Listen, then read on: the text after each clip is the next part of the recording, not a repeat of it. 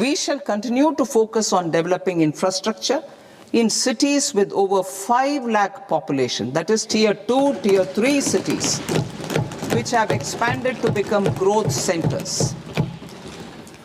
Public capital expenditure has increased manifold from 2 lakh crore in 2014-15 to an allocation of 11.2 lakh crore in investment trust rates and institutions like NIIF and NABFID.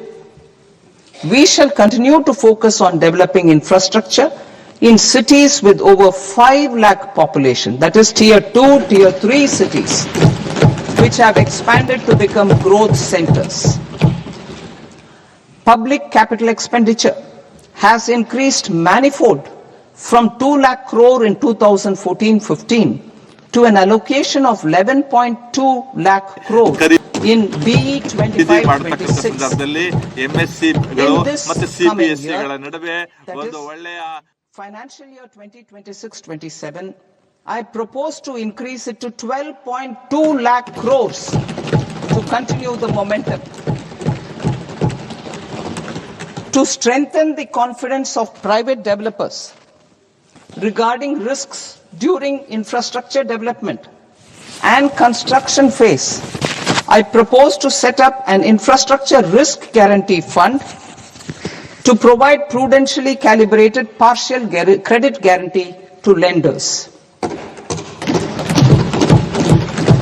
Over the years, rights have emerged as a successful instrument for asset monetization. ಆರೋಗ್ಯಕರ ಸಂಬಂಧ ಇಡಿಸ್ತಕ್ಕಂಥದ್ದು. ಎರಡನೆಯದು ಇಲ್ಲಿ ನಾವು and Angul and industrial centers like Kalinga Nagar to the ports of Paradeep and Dhamra. Training institutes will be set up as regional centers of excellence for development of required manpower for these waterways. This will benefit youth in the entire stretch of the waterways to train and acquire skills. Further, a ship repair ecosystem catering to inland waterways will also be set up at Varanasi and Patna.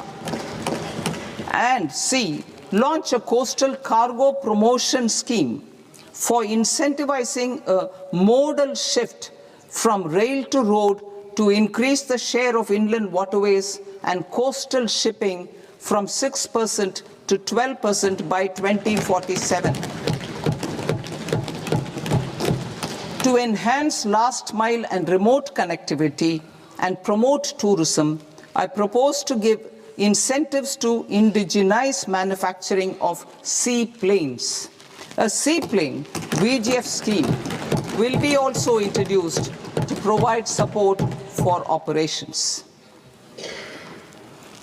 Carbon capture, utilization and storage. Aligning with the roadmap launched in December 2025, the carbon capture, utilization and storage technologies at scale will achieve higher readiness and in end-use application across 5 industrial sectors, including power, steel, cement, refineries, and chemicals. An outlay of 20,000 crore is proposed over the next 5 years for this purpose. City economic regions. Cities are India's engines of growth, innovation, and opportunities. We shall now focus on tier 2, tier 3 cities, and even temple towns, which need modern infrastructure and basic amenities. This budget aims to further amplify the potential of cities to deliver the economic power of agglomerations by mapping city economic regions based on their specific growth drivers. An allocation of 5,000 crore per CER over 5 years is proposed for implementing their plans through a challenge mode with a reform cum result based financing mechanism.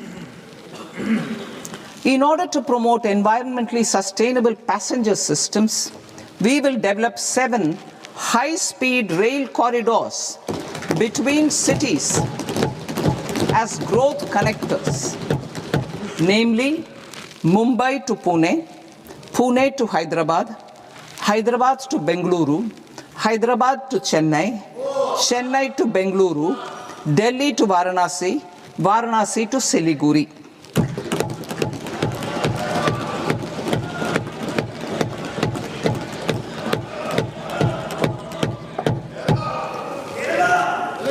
Financial sector.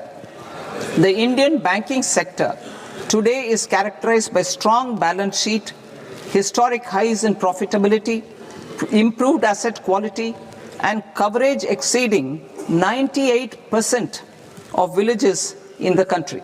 At this juncture, we are well placed to futuristically evaluate the measures needed to continue on the path of reform-led growth of this sector. I propose setting up a high-level committee on banking for Vikasit Bharat.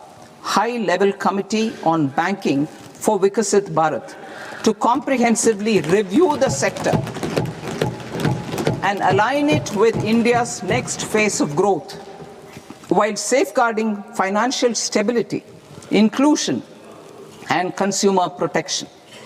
The vision for NBFCs for Vikasit Bharat has been outlined with clear targets for credit disbursement and technology adoption in order to achieve scale and improve efficiency in the public sector NBFCs. As a first step, it is proposed to restructure the Power Finance Corporation and Rural Electrification Corporation.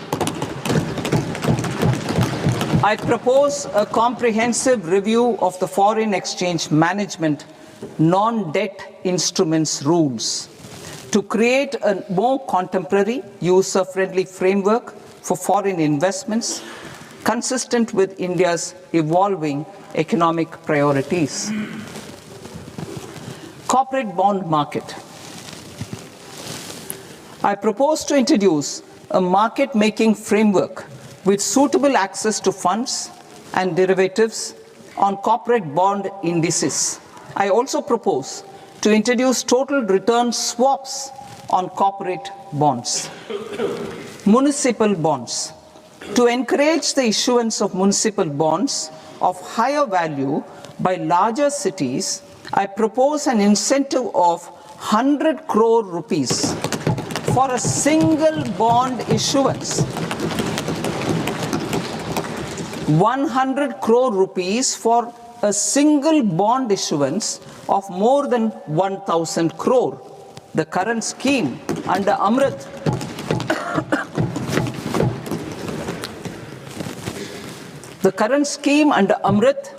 which incentivizes issuances up to 200 crores only, will also continue to support smaller and medium towns.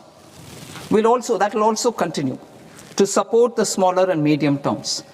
Ease of doing business. Individual persons resident outside India, PROI, will be permitted to invest in equity instruments of listed Indian companies through the Portfolio Investment Scheme. It is also proposed to increase the investment limit for an individual PROI under the scheme from 5% to 10%, with an overall investment limit for all individual PROIs to 24% from the current 10%.